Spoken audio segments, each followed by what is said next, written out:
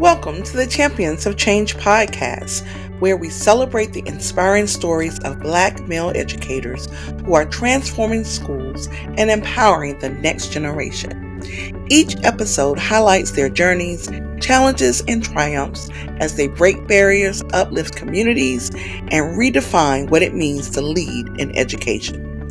Tune in to be inspired, informed, and motivated by the powerful voices of those making a positive impact where it matters most, in our classrooms and in our schools. And now your host, Dr. Sharon H. Porter. Welcome to another inspiring episode of Champion of Change podcast. I'm your host, Dr. Sharon H. Porter, visionary of the book collaboration Champions of Change, Black Male Educators Making a Positive Impact in Schools. Today, we have an incredible guest, an educator, a motivational speaker, an advocate for mental wellness, Mr. Clinton Dickens. Mr. Dickens has over 20 years in education, including 19 in the classroom. Clinton now serves as an instructional technology coach. He is the founder of CenterPeace Coaching and Life Solutions. He is dedicated to helping students discover the purpose and bridging the gap between home and school. Known as the MC Professor, he uses hip-hop as a tool to engage and inspire, and his mission is rooted in the Restore the Village mindset. Clinton, welcome to Champions of Change podcast. Thank you, Dr. Sharon. I really appreciate this opportunity to speak, and also opportunity to meet you and write out my thoughts and feelings. Absolutely. I love it. I love it. You spent nearly 2 decades in the classroom before transitioning into your current role as an instructional technology coach. What inspired you to take on this new position, and how has it allowed you to impact education in a different way? Well, I ended up going back to school maybe almost 17 years into my career to get my master's, and I was kind of going back and forth like, what do I want to do? But I know getting my master's would help me, continue in my career. So I decided to do a program at Loyola for education technology. And the things that I learned, even being in the classroom, I was familiar with maybe a few resources when it comes to technology, but a lot of things that I learned during my studies was really intriguing. And also, being in this digital age that we're living in right now, I did feel like there was some deficiencies as far as how do we bridge that gap between technology and education. So I finished my degree in 2019, and then I was kind of like, I've been doing this classroom teacher thing for a long time, and for the most part, I try to build relationships with most of the kids in the school. However,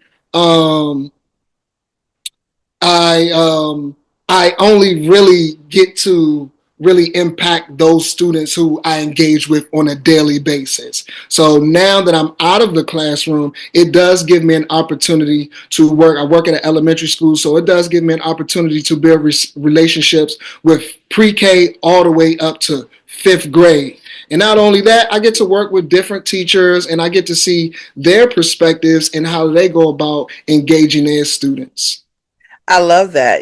And one of the things that I've always said, you have to know when it's time to make a change, right? And so, and that's exactly what you did. And so there's so many avenues in education, and one should not just be stuck in the classroom if they don't want to be. It's okay if you want to be, but if you want to explore other avenues, it's certainly open to do that. So I'm glad that you saw fit to do that. Very good.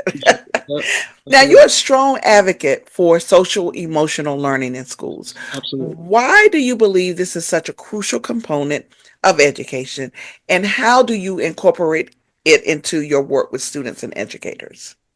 Wow. Without giving, I guess, the long drawn out answer, because I can talk about this for days. But I think it's really kind of personal.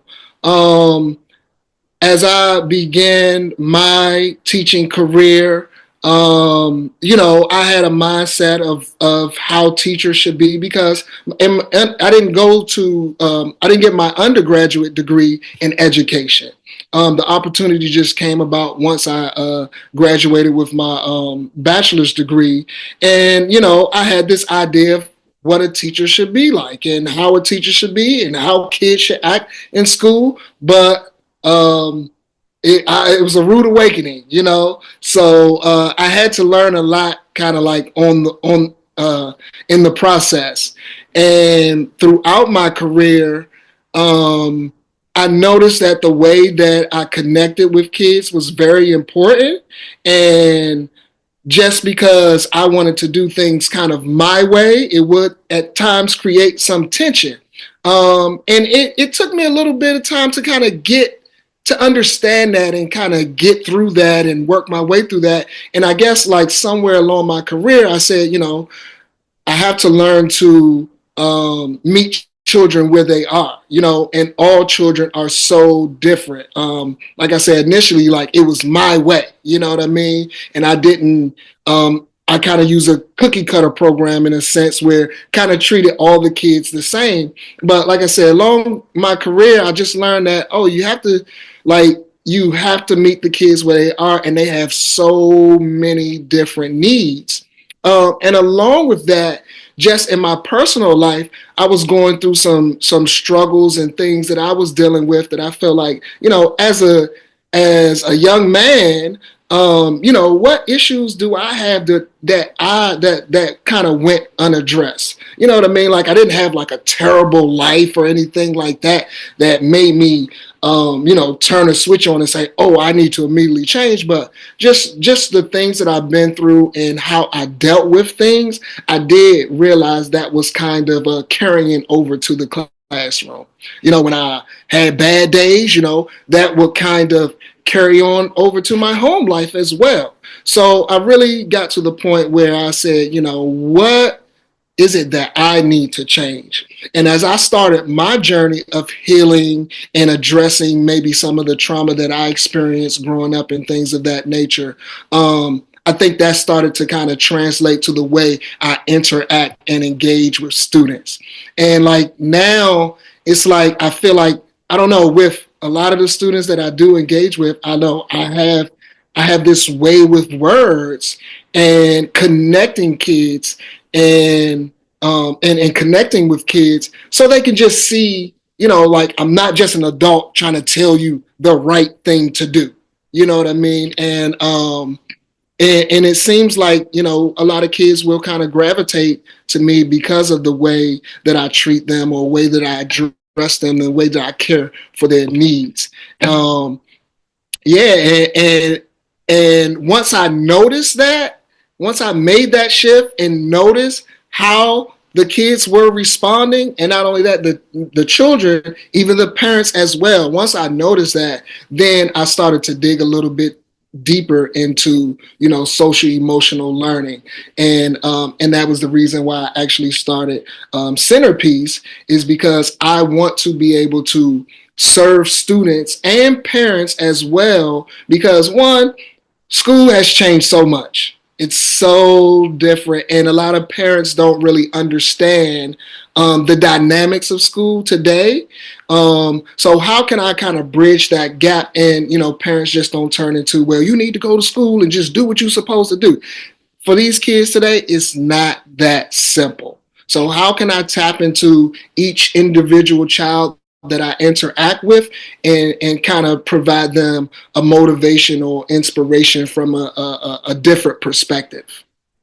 Wow, I really love that. It's really about the connection, right? You got Mm-hmm. to connect before you Absolutely. correct.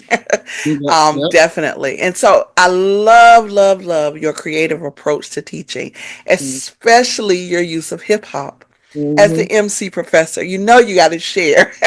Oh How yeah. do you do this? How do you blend music and education that keeps students engaged and really excited about learning? Well, I always felt like I was a rapper in my mind, you know what I mean? Never like inspired to want to make an album or anything like that. So I think when I first started teaching, which was in Southeast DC, um, I actually had a revelation, and I'm like, oh my goodness. Like I spent like the first up until fourth grade in DC, but somewhere along the line, I really forgot those years. And then when I started teaching, I had a revelation. I was like, "Oh my goodness, I'm teaching myself here."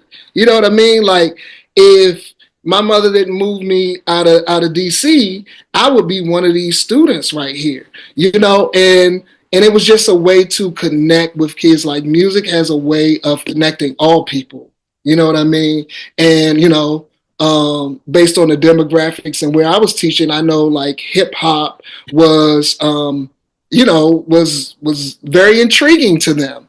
And a lot of the music, especially when you're talking about hip hop, it's not motivating. It's not very positive, especially like a lot of mainstream hip hop. So yeah, so that's where I kind of like just started just writing and basically kind of what I see, what I've experienced when it comes to teaching, and the things that I see, the things that were I felt like I was being a voice for my students and the things that they were going through. Um, I see the hope and the dreams when I look in their eyes, big dreams of their life when they were only 5. And it's a shame that because of their environment, all their dreams are destroyed by the time they are 10. So that line right there, like that's what I was experiencing. I had a lot of students who before they even get to middle school, they was giving up on themselves. You know what I mean? Based on their environment, how they was raised, what their parents were going through, what they were going through. And just throughout my career, I continued to write. And some of those rhymes I would say in class, I would take some lessons and kind of figure out how can I bring song into this lesson. You know what I mean? And kids, it inspires some kids. Some kids may look at me, oh, Mr. Dickens think he can rap. You can't rap, Mr. Dickens. You know what I mean? So yeah, and I continue to do that to this day. So yeah, like sometimes like when I introduce myself to a new class, especially in this position, like that's the first thing I hit them off with, and like eyes are like real big, like they're tuned in and they ask, hey, can you do another rap for us? Can you do another rap for us? Yeah, so that's kind of like my story. But yeah, it was just a way to like inspire and motivate kids, because I know like when it comes to music, like the thing Yes. what they're listening to today Right. is really detrimental to their young minds. Absolutely. I love it, love it, love it, love it. Now, your memoir, Get Up While It Still Hurts. Wow. It touches on your personal journey. You alluded to that through Mhm, grief and healing. mhm, How has your own experience shaped the way that you support other students and even fellow educators in their mental wellness journeys? mm. Oh, yeah. So, I actually maybe it was like towards the end of my studies when I was getting my master's degree. That's when I kind of started to just really like dig deep and figure out, maybe I need to, go see a therapist. So I saw the therapist and was seeing him for quite some time. And this was probably like shortly before COVID. And then once COVID happened, our sessions ended and things of that nature. But that was around the time where I really started to dig deep and started my own journey for healing. And then, unfortunately, it's going on 3 years in a couple of weeks. Actually, my wife passed away to breast cancer, and very very difficult time. Very something that I'm still dealing with to this day. But when it happened, I said to myself, I have to learn to live with this. I could either break down or break through, but I do have a choice.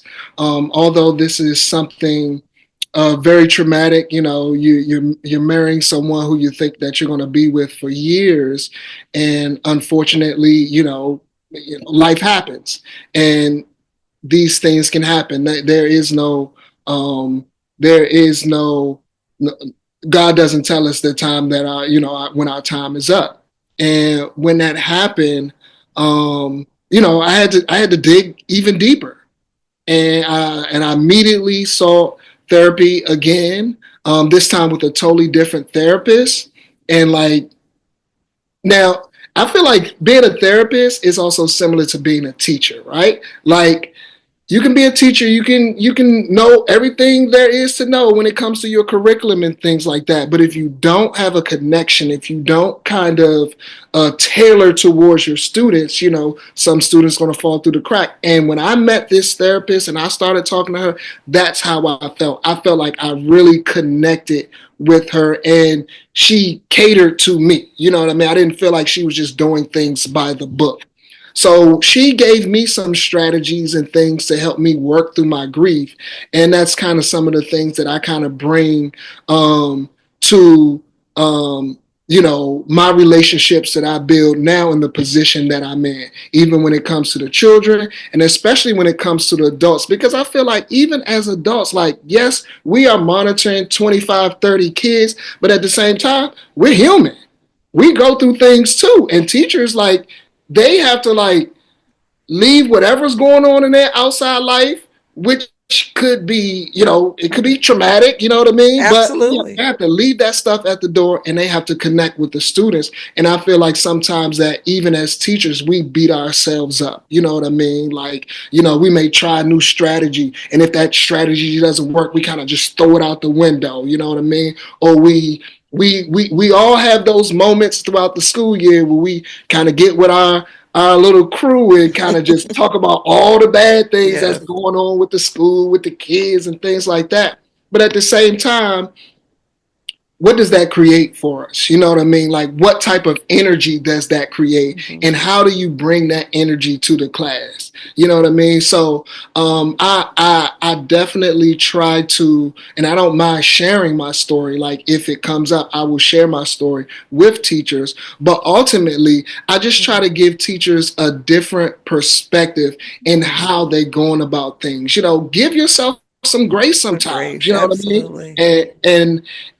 And knowing like you're doing your best right now. You know what I mean? And I feel like teachers don't hear that a lot Yeah, at all. You know what I mean? yeah. Like if they hear, maybe if they hear it from the principal or something like that, you know what I mean? They take it with a grain of salt or something like that. But when you hear it from someone else who's not necessarily technically your supervisor, you Yes. know what I mean? It does kind of give them a little boost. It gives them a little charge. So I definitely try to keep a smile on my face. Like no one would know what I've dealt with. You know what I mean? No one would think Wow.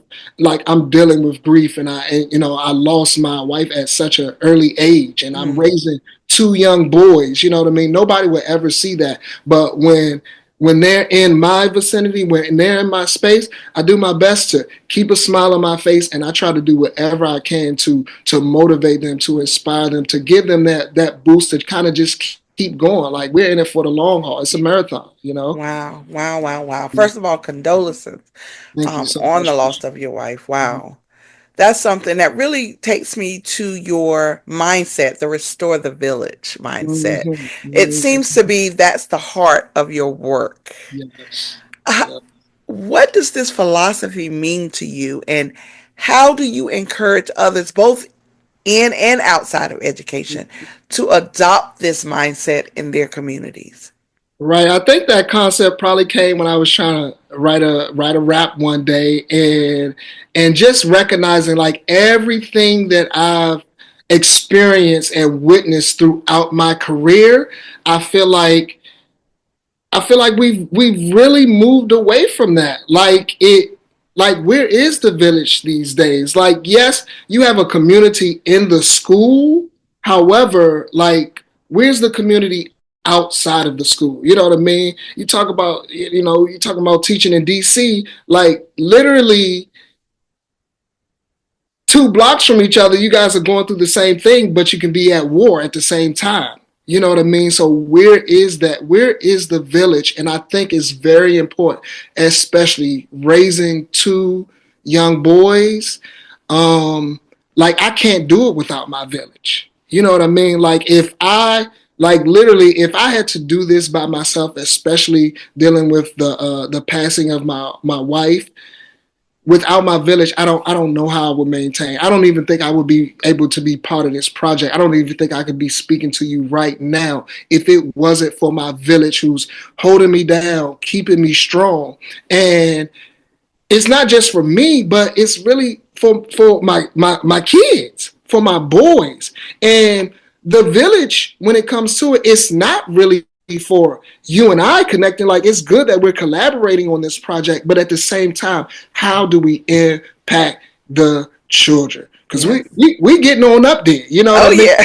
And if That's we right. don't train these children the right way That's to right. be to show the positive character that they need to be, upstanding citizens, then when they get older, the village will be even further apart. You Yes. know what I mean? So I really feel strong about what it will it take for us to come together. Like, even sometimes, like when we are standing up against something, you know what I mean? Like, Mm-hmm. even we have like so many different agendas. Like, we can't even Yes. come together and focus on one thing. Like, what thing are we trying to attack? You know what I mean? And still we can end Mm-hmm. up bumping heads. Yeah. But ultimately, again, what example are we setting for our youth? Because they Absolutely. are going to be the ones teaching. They're going to be the ones running the schools one day, even possibly running the country. Country. So how do we instill in them the value of what a village is? Wow.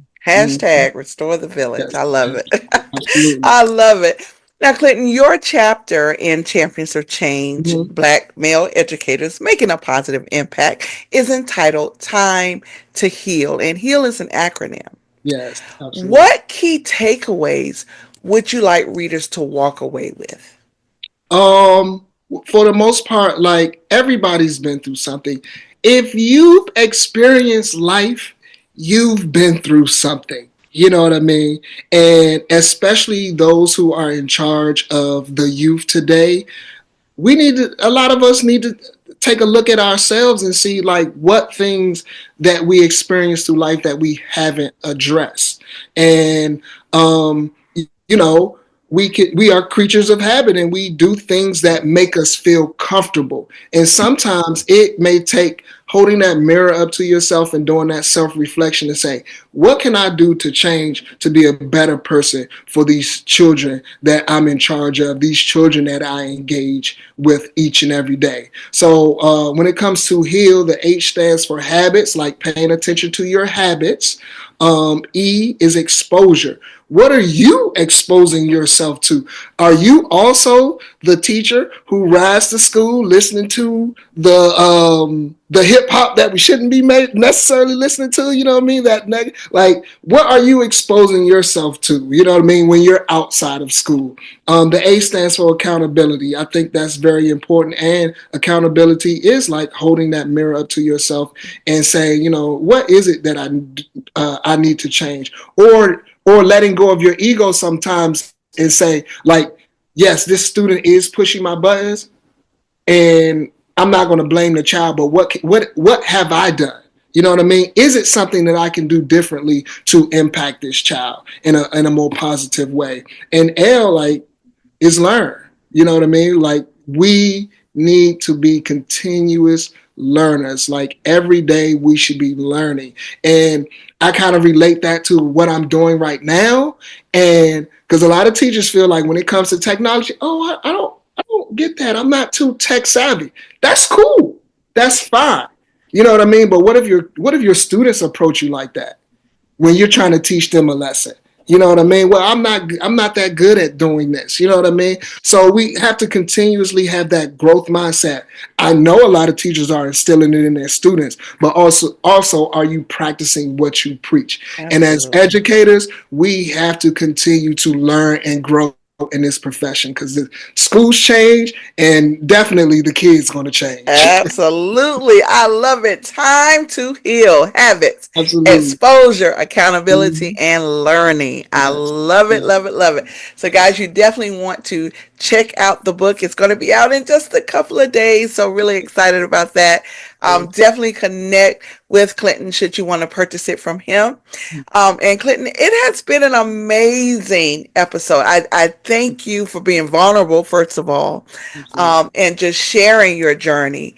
But please take the time to share how people can maybe connect with you or even follow you if you have social media. I'm in the process of, I guess, establishing more of a presence on social media.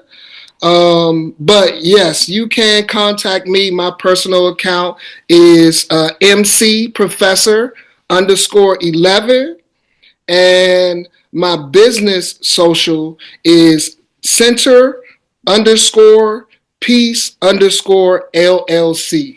And you can reach out to me, on those two platforms as well. And I believe my Twitter account also is MC Professor _11. Wow. Yep. Thank you. Thank you. I tell you, your passion for education, your empowerment, and your community building is truly inspiring. So definitely thank you for being my guests, and listeners and viewers. I want to thank you as well. Thank you for joining us for another wonderful episode of Champions of Change podcast. And that's really all for today. And I just want to let you know that this is the place where we celebrate the powerful voices and impactful work of Black male educators. They're making a difference in our classrooms as well as our schools. Their dedication not only shapes young minds, but it also inspires communities. If my guest journey inspired you today, please be sure to subscribe, leave a review, and share this episode with others who want to hear it. Let's keep uplifting these champions and supporting the change that they're leading in education. Until next time, keep learning, keep leading, and keep championing change. Thanks for tuning in. Thank you. Thank you for joining the Champions of Change podcast. Please don't forget to like, share, and subscribe. Join us for a new episode every Tuesday, wherever you listen to your podcast.